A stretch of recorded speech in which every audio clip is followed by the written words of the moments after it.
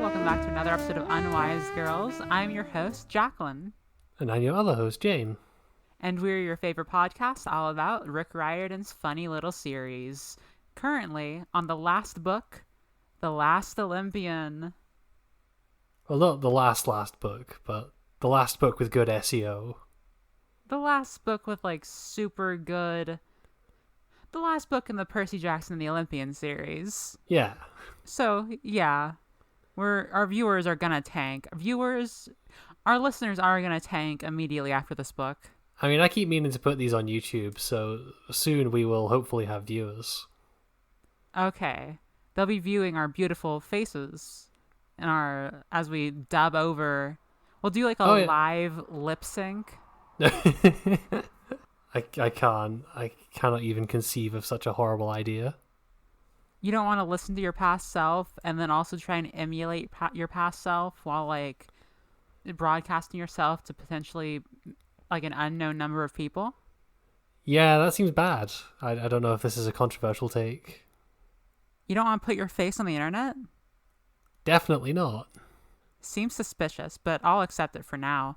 My face is on none of my internet accounts. That's fair. How you doing today, Jane? I'm doing pretty good. The horrific heat wave that has been consistently almost boiling me to death for a little while now has finally let up a little. Good. So in a few days, I'll be whinging about how rainy it is. How are you today? I would love rain right now. I feel like I'm like everybody else in the world right now. It's just hot. I hate it. Yeah. It's 97 degrees, not 95 degrees or something. Got high humidity. But you know what? We're here. We're going to talk about the first 2 chapters of The Last Olympian, and I'm excited. I'm also very excited. Dear listener, you may have noticed that 2 chapters is slightly fewer than we normally do. And that's because for the last book, we figured it's going to be pretty jam-packed with stuff. So it's probably a good idea to go into it in as much detail as possible. So in the interest of avoiding a 4-chapter episode where we skip over a bunch of stuff, we're going to do just 2 for the first episode. Yeah, we are. Yeah, plus there are 3 extra chapters than usual. So this is definitely going to be a longer book than we usually cover. Mm-hmm. Or rather, this is definitely going to take more episodes than we usually do for a single book. I'm actually curious about how they stack up in terms of page count now that you mention it. I wonder. We can do a quick check. Yeah, I mean... Do you okay, I will look. 1 second. Wow, everything just fell off my bookshelf. How? Why? What? Because I picked up all the copies of the book so I could just check the number of pages in them. And my Jane. Copy of the Demigod Files and Outbound Flight, which is a Star Wars book because I'm a dweeb, fell onto the floor. Great.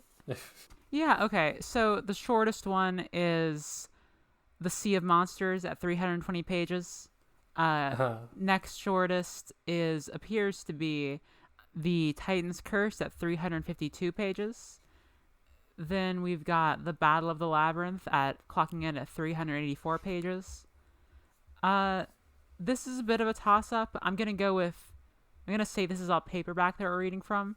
So the next one is The Lightning Thief at 416 pages. And The Last Olympian is at 432 pages. So this is the longest one.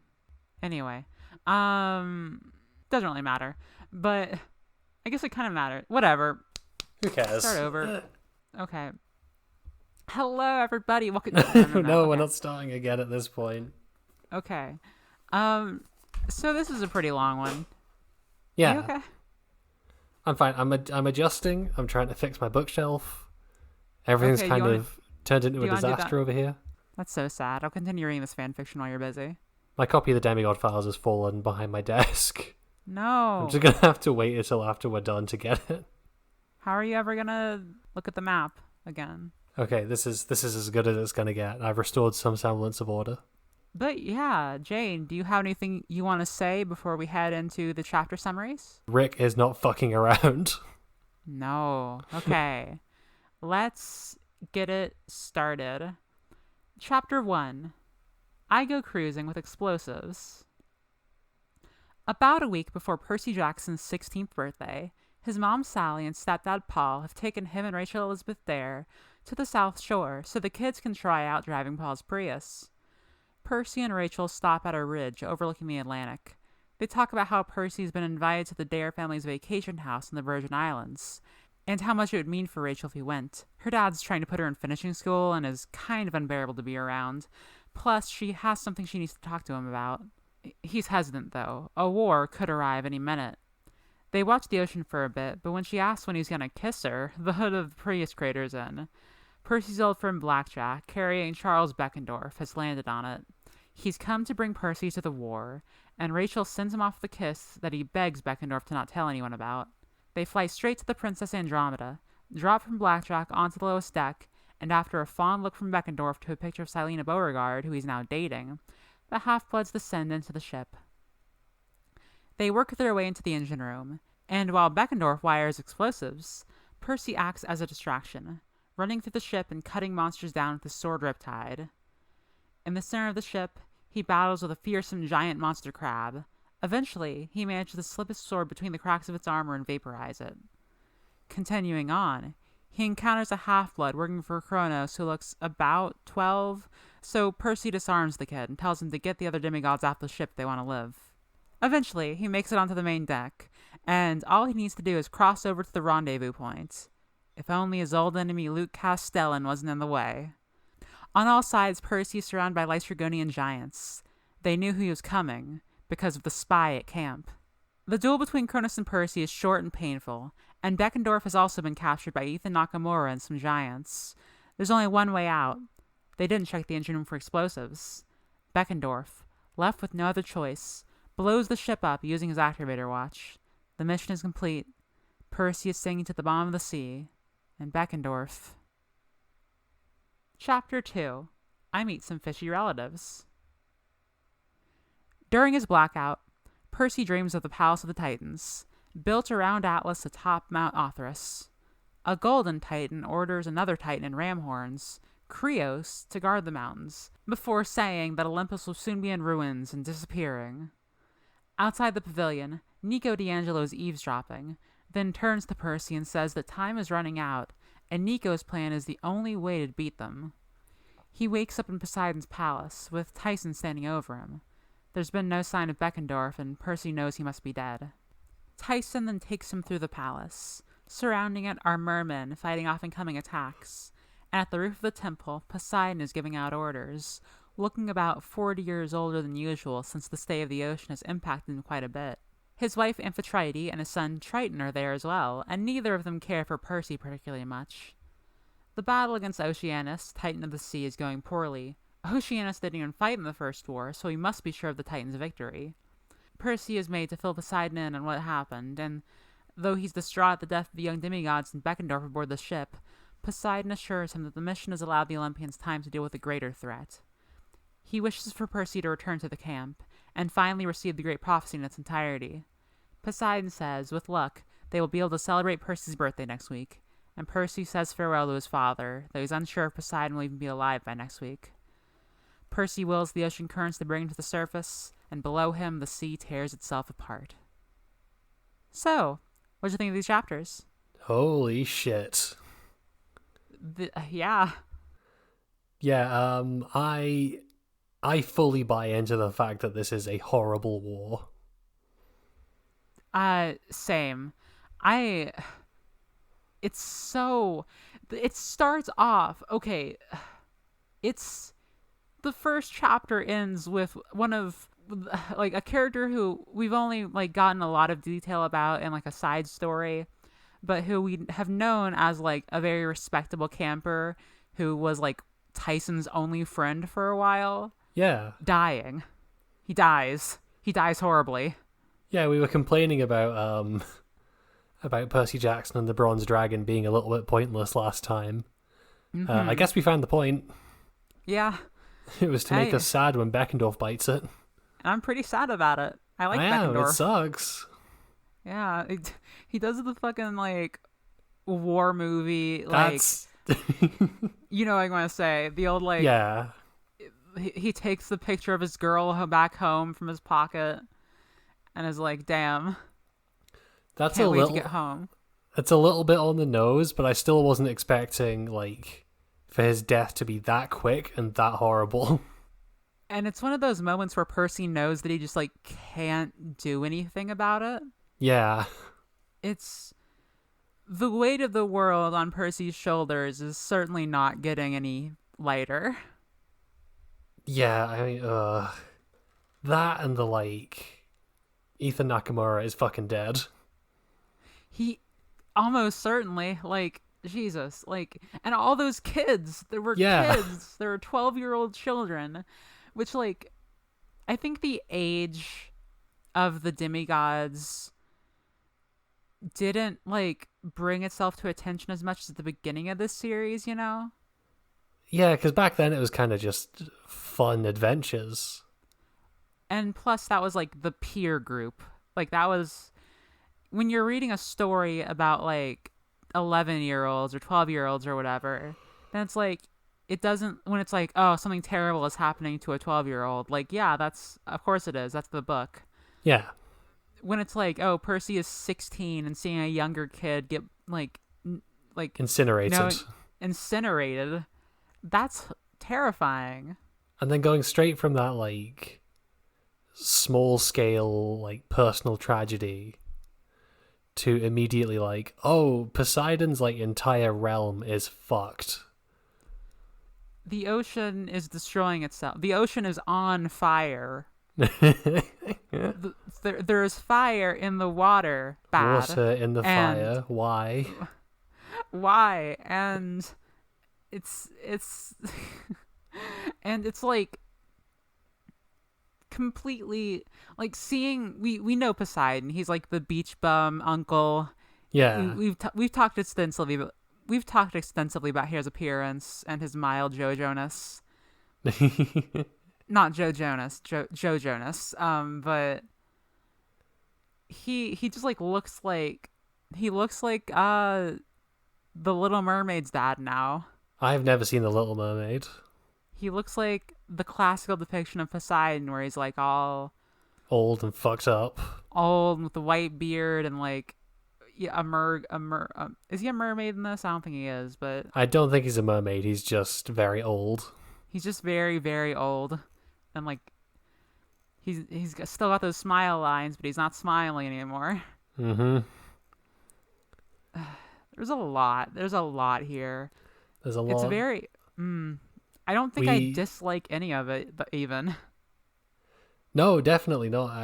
It goes straight from cool, like, fun teen drama stuff between friends to horrific tragedy to full-scale war to really great cliffhanger where, like... The great prophecy that has been teased for the entire series is now like, oh, we're gonna find out what that is now. Right. Like it's the kind of thing that made me, if I wasn't doing this for a podcast, I would have just. I feel like I mean, it's a small book, but I feel like I could just like eaten through this entire book immediately because I'm so definitely. like I want to know. If this is like the pace and the quality for the rest of it. It's gonna be torture on us only reading a couple of chapters a week. God, yeah. Let's start with the smallest scale conflict here, the teen drama stuff. Uh-huh.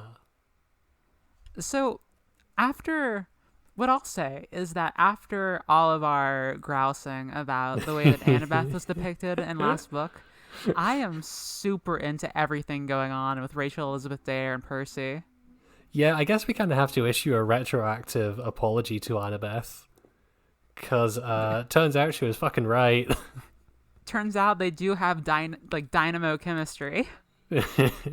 Turns out, yeah, I mean, she's wise. She's wise. Um, there's something very like, I think we talked about this in the Calypso episode, right? Yeah. There's, there still isn't any like judgment of Percy here. It's once again not the thing of like he's betraying Annabeth, you know. Yeah, it's the thing of like sometimes people like different people for different reasons. Yeah, sometimes like you're 15 and you leave camp and you hang out with someone a lot and then you kiss. Yeah. It's also possible that it's just a genetic thing. I mean, his What? dad's wife is in these chapters. Oh. Well, you know, that's true, but I mean that's an interesting part for sure. Yeah, it's kind of something that started out not being addressed, and throughout the series we've gotten more and more of a look into, oh no, this is not like... This is very scandalous when it happens. Or at least, even if not scandalous, it's obviously like still super like affecting on the families involved. Yeah. I don't know. I kind of want to keep talking about the Rachel and Percy stuff. There's a touch in here I really like. Which is there's that like old video of like Alfred Hitchcock or something where he talks about like if you make a movie about a room full of people sitting around a table talking and then they all explode, that's kind of weird and boring. Yes. Whereas if you make like people talking around a table but you've already shown the audience the bomb. Yes. And I love that this starts with like the end of the world started when a Pegasus landed on the hood of my car. Up until then, etc., etc. Yeah. Like it hangs over everything that happens with Rachel. You know that it can't last. It's not exactly like Calypso. It's not like he's in like a perfect pair. He's just like living in the real world, which is also very much not like Camp Half-Blood world. I think it's a perfect encapsulation of like the feeling of absolute dread Percy must have been feeling for like the entire year leading up to this. Basically. Like it's such a nice touch that really puts us in Percy's shoes. It's really well done. Because even he is like, he can't commit himself to anything because he knows his 16th birthday is in a week and that's going to signal probably the end of the world. It's like, why would I go with this cool girl with to like an island when I could simply go fight and die in a war? Maybe Percy is just like burned on going to nice islands with girls he likes. You know, I hadn't because it thought ended of that. horribly last time. He's gonna go there and just like, oh god, he's gonna be thinking about Calypso the whole time. It'd be so awkward. They're gonna have a sleepover. He is absolutely gonna say like Calypso's name in his sleep. Yeah, it's gonna be one of those things. Sad, but true. I also like that we've had one of our like, not even complaints, but just like observations kind of addressed. Where we, in Battle of the Labyrinth, we frequently made fun of the fact that every single dream that Percy had was like a prophecy or a vision or like an out-of-body experience. And then in chapter 2, it's just like, oh yeah, no, this is just all demigod dreams always. That's a nice addition, I think. It's a nice addition. It makes sense. It makes sense. It feels like, okay, that's a decent justification. Yeah, okay, so this happens to all of them, so it makes sense that it would happen even more intensely to like a child of prophecy who is directly concerned with the end of the world. Yeah. We got some fights. We got some cool fights. I was rooting for Percy to take out the crab by like jumping over its head and pulling its like eyes out. Jesus, what? I was hoping that he would like Saitama it. Oh, okay, yeah. That would have been cool. I think him using his growing relationship with Paul to like that is nice. I know how to. That is nice. I think it was kind of it wasn't a nothing battle, but it was like, oh, this is a really like grueling fight for Percy to be in, and it's just like it's really representative of like nothing is going to be easy from here on out. Yeah, I mean, because it's more or less like a space filler fight, and you still get the impression that it's kind of difficult for him. Yeah. I really like Beckendorf's ruse, where he sets the explosives, walks back up the corridor, and then doubles back to make it look like he was like just on his way to the engine room. I think that's a funny and clever way of like tricking Kronos' men without making them extremely stupid. Like, I totally believe that they would fall for that. It's one of those like little ingenious tricks that they do. Percy gets the shit kicked out of him by Kronos again. Yeah, he does. And we love him for it, obviously, but... He's an underdog. It's like my favorite season of Survivor. Oh yeah, season 47, David versus Goliath. 37, sorry. Jesus. I don't think anybody would have called you out on that if you'd gotten it wrong. I certainly would not have. All the hardcore Survivor fans in the audience, I'm so sorry. I promise I will not speak anymore. Are we going to have to use the cyberpunk apology meme generator again? Oh, you used the generator for that? I thought you like found a font and stuff. Oh, no. I don't have anywhere near enough integrity for that. That's sad. But it's okay. The battle is pretty short, but like pretty devastating. I know you said like you were sad to see Backbiter go, but like it's still here, baby. I don't know. I know it's forged out the same stuff, but I think it's definitely like a weapon with a different vibe. I think it's cooler. Okay. Like, I mean, it's still like half celestial bronze, half iron or whatever, and like it maybe does like, and like it's a scythe now. A scythe is pretty epic. I mean, that is like inherently cool. So it's got like that over Backbiter, and it's still carried by Luke, but like now like a more evil version of Luke, and like now it's in the hands of the main antagonist, and it also will cut your soul from your body. This is true. I also I don't know if this is a change from the previous book. But like the design of Luke Kronos, if you will. Okay.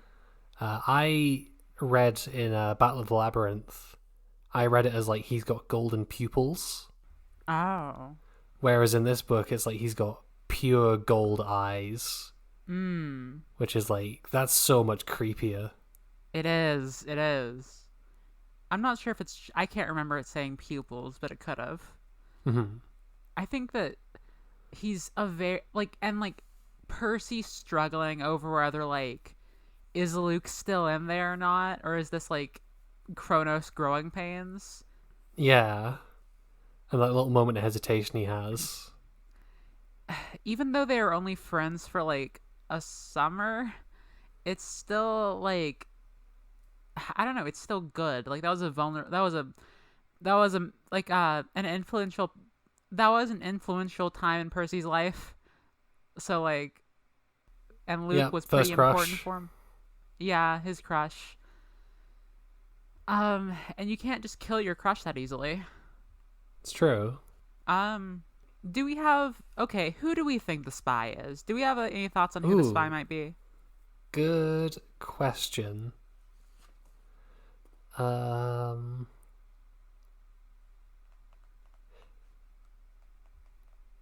want to suggest like the most fucked up answer I can think of. What would it be? Silena Beauregard. What? Like, why? It would be like, you know, she used Beckendorf and like got information out of him about the plan and then won Kronos and got him killed. That is like super messed up. I don't think it would make any sense if that was the case. I guess we don't know enough yet to know if it would make sense or not.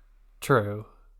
If we get to the chapter and she like does not react to him dying, Yeah. I mean, I'm trying to think of like the times we've seen Silena Beauregard in this series, and she went. She like goes to the cabins and like checks on them for cleaning. That could be a good spying opportunity. I suppose so.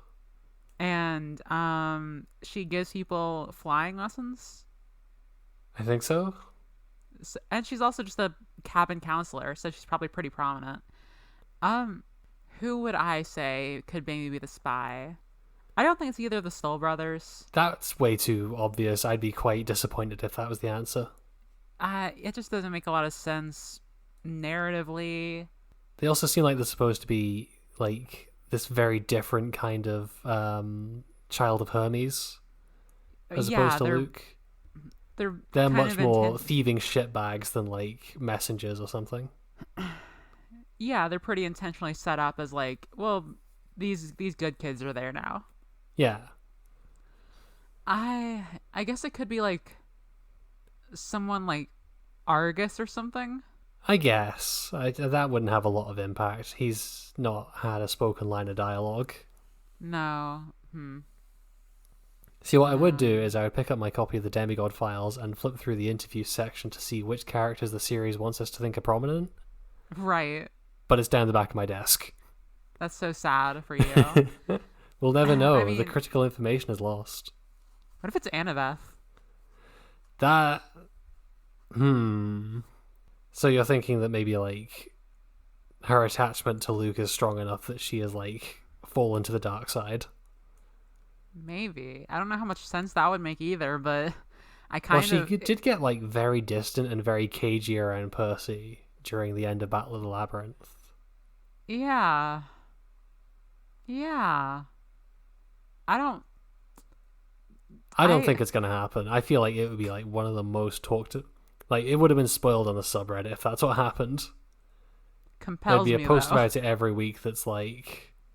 Oh, did you notice this critical detail from book 1 which expertly sets up that Annabeth was the spy all along? God. Compels me, though. Yeah, I... I guess the other obvious and unsatisfying answer, apart from the Stoll brothers, would be Chiron. Oh, because he's Kronos' son. Yeah. I don't know. I don't see it, to be honest. If it was like, oh, the seed of Kronos inside him makes him like evil sometimes. Yeah, but we've never That seen any sucks. evidence of anything like that. Yeah. Other than him being like a weird fascist. But Well, that's just normal for the Olympians. I guess so, yeah. He's not an Olympian though. Well, the Olympians and their mates. Yeah. Yeah, I wonder if it's just a case of like we don't have enough established characters at Camp Half-Blood for this to be a proper like whodunit. That's probably true. So I'd imagine the next couple of chapters is we're going to get a whole raft of new characters introduced. Yeah, I'm excited to be back at Camp Half-Blood. Yeah. Hopefully there won't be a horrible massacre this time. Hopefully this time, Pollux and like fucking... Did we talk about how Lee Fletcher is a character and like isn't that like an arrow thing, like a bow and arrow? Yeah, those are the people who make arrows, I believe. And like, oh, the arrow maker kid is Apollo's son. Yeah. That's funny. We didn't mention that, but it makes me laugh. Yeah, I was too busy rambling about Battlestar Galactica. Yeah, that's okay. Oh, but now we have a new Apollo cabin member, Michael Yu. Maybe it's Michael Yu. I guess. Mayhaps. We see Nico again. Hello, Nico. Nico, hi, Nico, hi. Please stop going in there. It's very dangerous. Please. This is like the second time. This like 13-year-old is just like traveling into the depths of the Titan hell. Not literal just Titan to like hell. look at Percy and make a point while he's there in a dream. I guess Nico could also be there in a dream. That'd be a weird, like, oh, Percy's watching Nico's dream. No, I mean like they're both like astrally projecting there at the same time. Yeah, but if Nico's like dreaming about it and like eavesdropping, then like Percy is dreaming and seeing Nico, then like, Well, you my know what I assumption mean? would be that like Nico can see him as well in the same place. Well, he can. So like, yeah, I guess you're right. So he's probably just literally there, I guess, is what makes more the most That's sense. yeah. But it really, I kind of expected this book to just like start almost immediately after the last book ended. Yeah, I wasn't really expecting it to pitch us in right at the deep end like this, And but I'm now glad it I'm did. Yeah, and now I'm super curious about what Nico's plan is and why Percy apparently doesn't want to do it. Yeah, I mean, the demigod files were absolutely no help with that.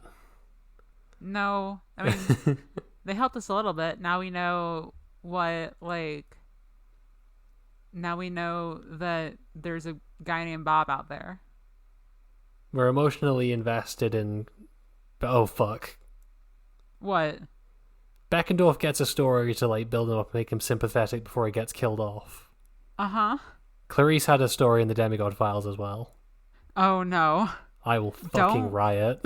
don't put that evil into the world. Don't, like, if, if by chance the secret is real, you can't the secret this into existence.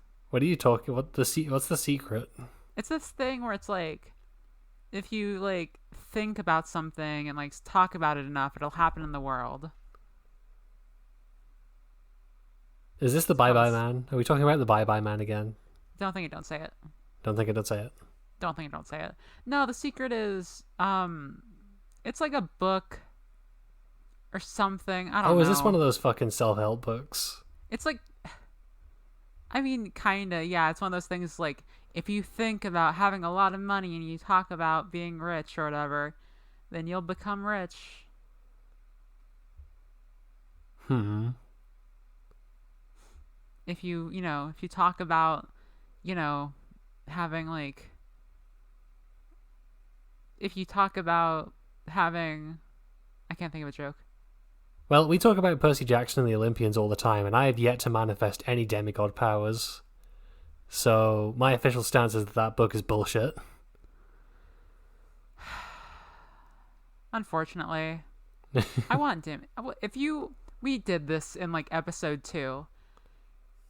Now that we've got a better handle on like the series, which Olympian parent? So I'm gonna totally sidetrack this conversation. Which Olympian parent would you want? Have we even seen any like significant powers for a while? I don't feel like we have outside of the kids of the big three. Ah, I mean, no. I mean, I guess it's kind of a power to be like good at makeup, uh, good at thing. You know what I I guess mean? like Dionysus's kids can like make vines appear, Yeah, and like but Grover it's a can do that by playing "Crawling in My Skin" on his reed pipes. uh-huh. Grover gets like really into new metal and like starts talking about how like all that pop music he used to like is all just bullshit. Controversial opinion time. What is it? I'd be okay if Grover only shows up in a cameo role in this book. Yeah, I wouldn't be mad. I guess if he has like a super cool moment of like he leads all the satyrs into like planting trees and destroying oil infrastructure, that'd be good. I mean, that would be kind of cool. But yeah, that's about the extent to which I want him to be in this book. Beyond that, I'm not really fussed. Percy's best friend is Annabeth. Correct. He doesn't. I mean, Percy and Grover have a soul bond, but other than that, Yeah. We are like several layers removed from what we were talking about. What were we even... Nico. I've lost sight of the rails. Yes, wait. Maybe?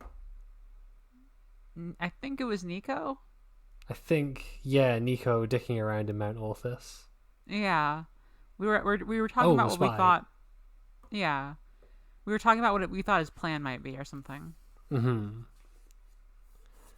I No, wonder if it's going to be kind of bullshit, the way that Percy kills Kronos. Because what he do you does mean? seem fairly unbeatable. So I A worry little that bit. the solution for getting rid of him is going to feel like an ass pull. I don't know how much I want this conclusion to be just the Kronos versus Percy duel. I imagine we'll get a little bit of that. Yeah, but I don't know. Like, it doesn't feel like the stakes. It doesn't feel like everything's set up correctly for like that to be a super impactful or like Yeah, no, I totally true get to what you mean. or like true ending. You know what I mean? Yeah, it doesn't feel like the series has been building up to the confrontation between Kronos and Percy. Like a little bit, but it just feels like there's gonna be like a bigger war, and maybe I don't know. This is not like I hate to invoke it. This is not one cannot live while the other survives kind of shit. That's not what we've been getting. No, that's not what this is at all. I wouldn't be surprised if there are more confrontations but I wouldn't be surprised if there are more confrontations between the two of them, and I wouldn't like be unhappy with that. But I don't know if I want that to be like the big conclusion is like a one-on-one duel for sure. You know what I mean? Yeah, absolutely.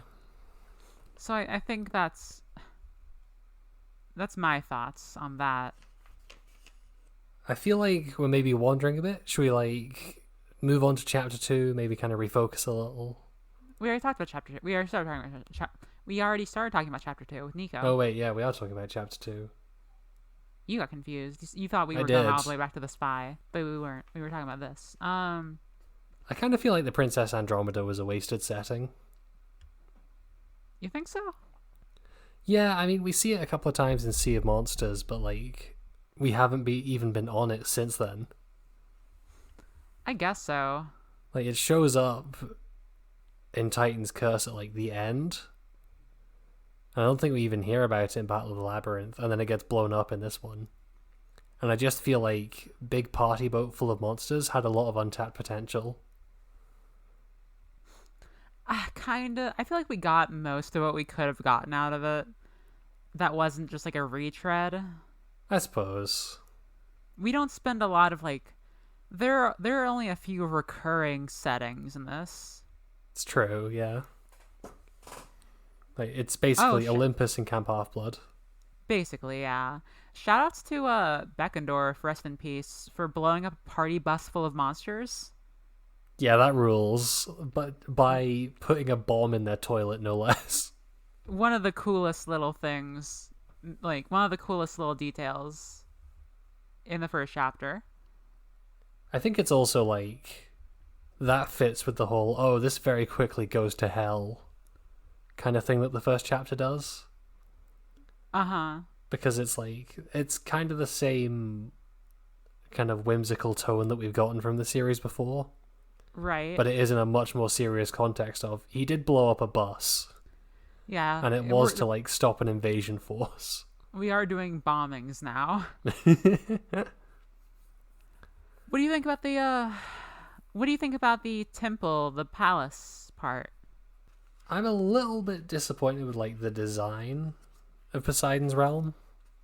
Uh-huh. I feel like it's pretty much what you would expect it to be. It's a lot of coral, it's underwater marble, it's glowing pearls. Yeah, but then I guess like there's not a lot you could really do there. It feels very like alien to who Percy is. Yeah, definitely. It And, definitely like, doesn't even fit the vibe that like Poseidon has. Of well, like chill beach dad. that's true, but also it fits the vibe of who Poseidon is here. True, yeah. It kind of feels like when you go see your biological dad or whatever, and like you've met him a couple times, but you don't really know who he is outside of that setting. And yeah, that makes sense. then it's like everything is so far removed from anything you could have thought of. It's just like odd and weird. Mm-hmm. Like, yeah, no, you know what? I see that. I'm glad Tyson's back. I like Tyson. oh, same. Tyson's always good. He's not, but he got better. I mean, he's usually good. 9 times out of 10, he's good. Yeah, he's reliably good now, and that's all I need. Yeah, I I think there's something in the conflict, a little bit of the conflict here of like, put me in, coach. I've got to go to war. That is very like, it's a very classic kind of setup thing. Yeah, it's a pretty like formulaic conflict that's being set up between Poseidon and Tyson. Although I think that's okay because it doesn't really look like it's going to be the focus. Right. And I like that Percy advocates for him. Is like, hey, Tyson can handle himself. Tyson is, strong. Tyson beat the shit out of that horrible, like, multi-headed beast that was going to kill me last year. Even though it kind of just ends up being like Poseidon really sad because he thinks about like, oh, some of my favorite children might die. No, not some of his favorite. As we learned last book, Percy is his favorite. Yeah. I wonder how Triton feels about that. Yeah, that's still a really fucked up... That's even more fucked up for him to say now. But what, because he has an heir? Well, because we didn't really... Well, I didn't know that he, like, had a, like, Olympian kid. I thought it was basically just, like, Percy, Tyson, and a couple of older Cyclopes we hadn't met. Which meant it was still kind of messed up because Tyson was in the next room, but whatever. But no, apparently he also has, like, another kid. No, he has plenty of kids, of course. I see. These are the Greek gods. They, of course. Yeah, I guess he got to name Neptune's moons after something. Yeah. I mean, so Triton isn't an Olympian. He's just a sea god. You know what I mean. He fucking hangs around on the mountain. Or he doesn't. He doesn't. He could go there. I feel like we gotta start being precise in our language. There are 12 Olympians. Okay. And he's one of the lame dweeb gods. He's one of the lame dweeb gods. And I don't know. It's kind of like it's that same thing with what I was just saying. Like, you go see your biological father and he's like got a whole different family and they don't really like you. Yeah, it's like when you see your childhood best friend's dad in a restaurant that you work at with a beard and like a completely different family, and he looks like he's gone into fucking witness protection or something. That sounds like a little bit too specific. I can neither confirm nor deny that this actually happened to me. Jane, are you sure you're not a demigod? Maybe you can see through the mist. I can only hope. What do we think Rachel's secret was that she wanted to tell Percy? That she loves him. Maybe. That doesn't feel it. That doesn't feel like it's it. That's too... She kisses him. She was just say it outright, I think. I suppose that's true. And Percy does literally say that she says what's on her mind. Yeah. Maybe it's like... I'm not really sure what it could be. Like, I'm leaving forever. Or like... My dad is helping Kronos. Oh, that could be it. Well, she probably would have told him that too. Yeah, probably wouldn't take him to the island and then tell him that. Yeah, that's... Unless she was like wanting to kill him, which I don't think we're going... I don't think we're going for Rachel Elizabeth Dare traitor arc. I hope not. No. She's very cool. I don't know. I love how idyllic the first like few pages of this book are. I know I've complained about the quality of the descriptions kind of peaking at Lightning Thief and not really living up to that ever since. Uh-huh. I do like the atmosphere and the way that the ocean's described at the start. Ray just knows how to describe oceans. Yeah, maybe that's why he picked like Son of the Sea God for a series. I think that's extremely possible. Otherwise Zeus would have made the most sense, probably.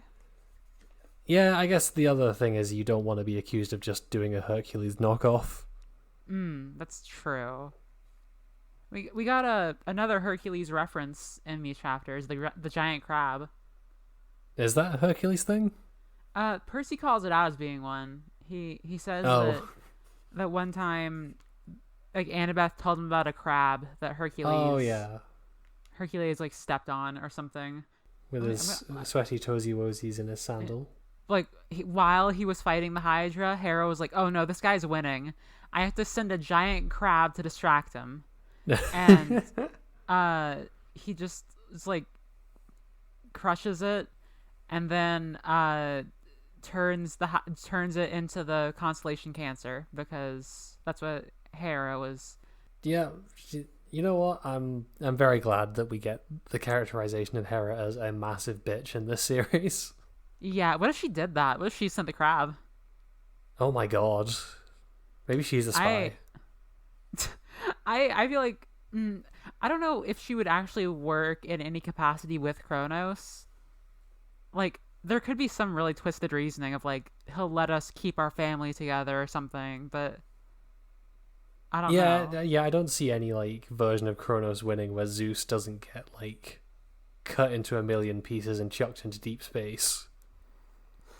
If somebody fed me rocks and like poison, I would want to chuck them in deep space. Yeah, Zeus. Oh my god. Kronos ate all of his kids, and Zeus was like, "Okay, well, this is really bad." I thought you meant that Zeus fed Hera poison rocks. No, Kronos. I see. I'm saying that Kronos is valid for wanting to chuck Zeus into space. Listen, Zeus seems like a horrible person. Everyone wants to throw him into space. Yeah. Speaking of Kronos, shout out to the way that Kronos' voice is constantly described as like having a knife scrape against your spine. Ugh. It's horrible, and I love it. Yeah, it's one of those like little things, like you think about it and it's just like, hate it. Yeah, can't wait for it to just be like a slithery hissy voice filter in the show. Oh Jesus. If it's not like if they added like a nails on a chalkboard sound, that could be cool. Yeah, definitely. That's the good universe version. Let's go. Okay, you know what, Jane? It's time for lightning round. Okay, this is just where we talk about Zeus, right? I think that's right. Zeus, how big? Around 8 feet tall, I believe, is the figure that we've gotten in the other books. Okay, I guess that works. But proportionally, you know? Okay. You know? Are we talking about Zeus's schlong? His schlong? Yeah. It's like that's schlong plus Zeus schlong. I see. Okay, I don't know. His long. This book is too intense. It's really fucking us up. It is. I don't know what we're saying anymore. Paul drives a Prius. I don't know if that says anything about him because I don't know anything about cars. I also know nothing about cars. That could be like an awesome sports car or a little hatchback, and I would be none the wiser. We get to see like a rogues gallery of monsters that we've seen throughout the series. It's like all on the ship. Yeah, that's fun. Are we gonna get like a scene where Paul confronts Percy about the car? But if that was like, if the last line of the book was like, "Now about that car, Percy." Yeah, no, I'd be into that. Yeah. Or like, what else? I don't know. The Olympians like offer Percy the chance to ascend to godhood for defeating Kronos, but he can't because Paul is making him get a summer job to pay for the car. It's like he's like, oh, they give him like a one wish for helping them win the war, and he's like, you could ask for anything, anything in the world. And he asks, like, well, I really feel bad about my stepdad's car. He's a good boy. He would do it. He would. Oceanus is a dumb name. Yeah, I mean, it's probably not his fault. I would assume, based on the name, that is where we get the word ocean from. It's very Doesn't stop possible. it from sounding dumb. Yeah. Like, oh, the great villain of the seas, Oceanus. Like, oh, okay. It's me, Seaman.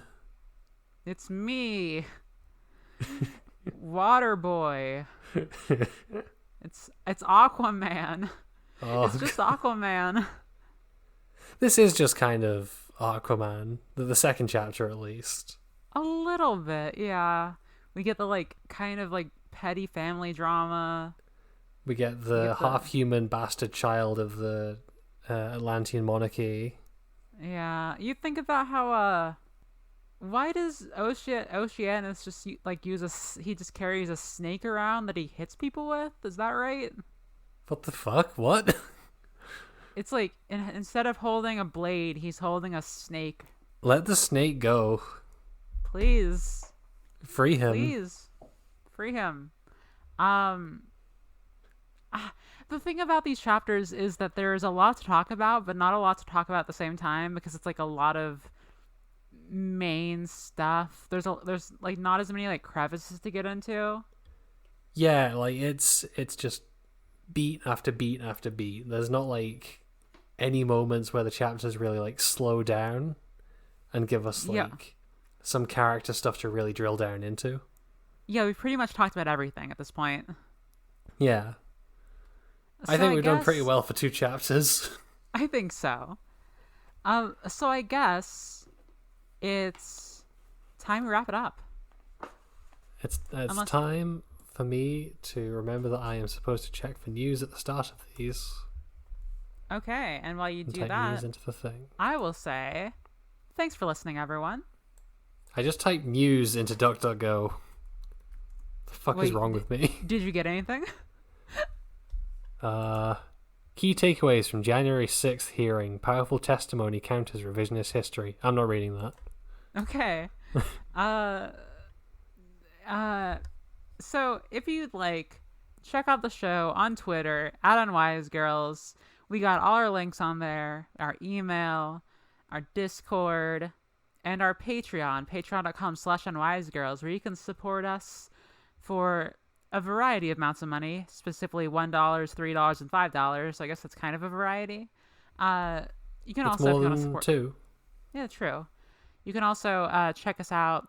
You can also download our episodes, rate and review, recommend us to a friend. Also, always really helps. And support us on that Patreon.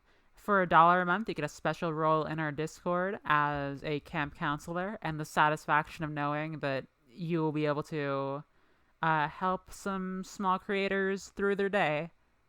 And you'll know that you could be the spy. You'll know that now that Beckendorf is out, you're in. This is the perfect time to apply for one of these positions. For $3, you get an even specialer role as a friend of Dionysus, and all of our bonus content, where we talk about things like Homestuck. We talk about things like Hercules. We talk about things like Hadestown. We talk about things like TV shows we've watched recently. Lots of stuff. Yeah, the last episode published at time of recording is me screaming about how Doctor Who is good despite it being bad. That's right. And for $5, if you're feeling especially generous and just really want to help us out, you get the specialist role of Aphrodite's Chosen, all of our bonus content, and a shout out at the end of episodes. Speaking of which, this week we'd like to thank Mercy, Veronica Friend, and Erica Faye.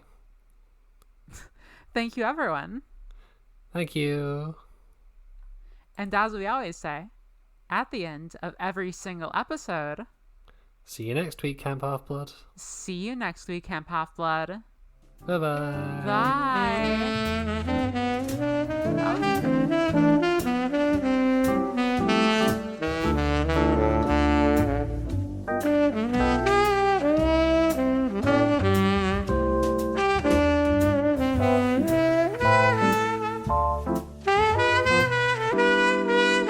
All of our bonus content and a shout out at the end of episodes. Speaking of which, this week we'd like to thank Mercy, Veronica Friend, and Erica Faye. Thank you, everyone. Thank you. And as we always say, at the end of every single episode, see you next week, Camp Half-Blood. See you next week, Camp Half-Blood. Bye-bye. Bye.